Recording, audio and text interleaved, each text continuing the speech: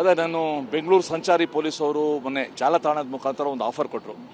ಯಾವುದೇ ನಾಗರಿಕ ಒಂದು ದಿವಸ ಸಂಚಾರಿ ಪೊಲೀಸ್ ಆಗಲಿಕ್ಕೆ ಅನುಭವ ಪಡೀಲಿಕ್ಕೆ ಒಂದು ಅವಕಾಶ ಅಂತ ನಾನು ಭಾಳ ಮುಂಚೆಯಿಂದ ಯೋಚಿಸ್ತಾ ಇದ್ದೆ. ನಾನು ವಿಶೇಷವಾಗಿ ವಿಧಾನಸೌಧಕ್ಕೆ ಹೋಗಲೇ ಇಲ್ಲ, ಇವೆಲ್ಲ ಈ ಸಿಸ್ಟಮ್ ಎಲ್ಲ ಬರೋಕ್ಕಿಂತ ಮುಂಚೆಯಿಂದ ಯಾವಾಗ ಮ್ಯಾನ್ಯುಯಲ್ ಆಗಿ ಕಂಟ್ರೋಲ್ ಮಾಡ್ತಾಯಿದ್ರು, ಆಗ ಚಾಲುಕ್ಯ ಸರ್ಕಲ್ ಹತ್ರ ಒಂದು ಸಲ ನಾನು ಒನ್ ಡೇ ಟ್ರಾಫಿಕ್ ಕಂಟ್ರೋಲ್ ಮಾಡಬೇಕು ಅಂತ ನನಗೊಂದು ಭಾಳ ಇತ್ತು.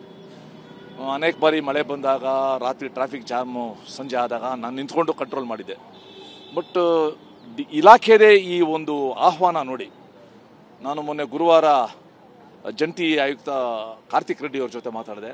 ಮತ್ತು ಅವ್ರದ್ದೊಂದು ಆ್ಯಪ್ ಇದೆ, ಆ ಆ್ಯಪಲ್ಲೂ ಕೂಡ ನೋಂದಾವಣೆ ಮಾಡಿಕೊಂಡು ಅವರ ಒಂದು ಕರೆಯ ಮೇರೆಗೆ ಇವತ್ತು ಬೆಳಗ್ಗೆಯಿಂದ, ಇವತ್ತು ಮಂಗಳವಾರ ಬೆಳಗ್ಗೆ 9 ಗಂಟೆಯಿಂದ ಇಷ್ಟೊತ್ತವರೆಗೂ ಇಲ್ಲಿ ಟ್ರಾಫಿಕ್ ನಾವು ನಿಯಂತ್ರಣ ಮಾಡ್ತಾಯಿದ್ದೀವಿ. ಮತ್ತು ನಿಜವಾಗಲೂ ಕೂಡ ಸಂಚಾರಿ ಪೊಲೀಸವರು ಸಂಚಾರ ನಿಯಂತ್ರಣದಲ್ಲಿ ಏನೇನು ಸಮಸ್ಯೆ ಎದುರಿಸ್ತಾರೆ ಮತ್ತು ಏನೇನು ಸಮಸ್ಯೆಗಳಿದೆ ಅದು ಅನುಭವಕ್ಕೆ ನಿಜವಾಗ್ಲೂ ಕೂಡ ಬಂದಿದೆ.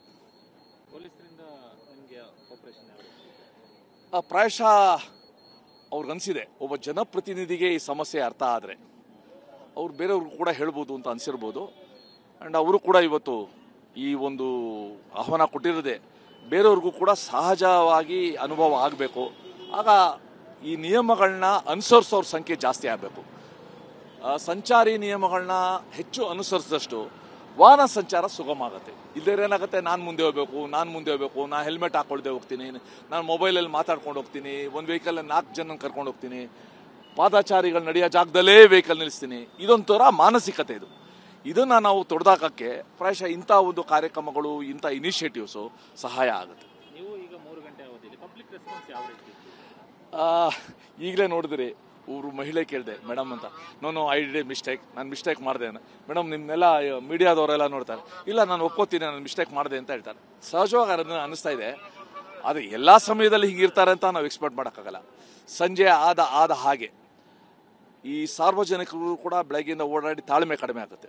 ಆಗ ಪೊಲೀಸವ್ರ ವಿರುದ್ಧ ಅವ್ರು ತಿರುಗ್ತಾರೆ, ಪೊಲೀಸವರು ಕೂಡ ತುಂಬ ಗದರ್ತಾರೆ, ರೋಡ್ ರೇಜ್ ಅಂತ ಆಗುತ್ತೆ, ಹೊಡೆದಾಟ ಬೈಗಳೆಲ್ಲ ಆಗುತ್ತೆ. ನನಗನ್ಸುತ್ತೆ ಇದು ಸ್ವಯಂ ಪ್ರೇರಿತವಾಗಿ ನಮ್ಮ ಹತ್ರ ಬರಬೇಕು. ನಮ್ಮ ರೂಲ್ಸ್ ಇದು, ನಮ್ಮ ಟ್ರಾಫಿಕ್ಕು ನಮ್ಮ ಸಂಚಾರಕ್ಕೋಸ್ಕರ ಮಾಡಿರೋ ರೂಲ್ಸ್ ಅಂತ ನಮ್ಮ ಮನಸ್ಸಿಗೆ ಬಂದರೆ ಪ್ರಾಯಶಃ ಕೆಲವು ಸಮಸ್ಯೆಗಳಾದರೂ ಕೂಡ ಪರಿಹಾರ ಆಗುತ್ತೆ. ನೀವೊಬ್ಬರು ಶಾಸಕರಾಗಿ ಈ ರೀತಿ ಟ್ರಾಫಿಕ್ ಕಂಟ್ರೋಲ್ ಮಾಡುವಂಥದ್ದು, ಒಬ್ಬ ಸಾಮಾನ್ಯ ನಾಗರಿಕ ಕಂಟ್ರೋಲ್ ಮಾಡೋದ್ರಲ್ಲಿ ವ್ಯತ್ಯಾಸಗಳಾಗತ್ತಾ?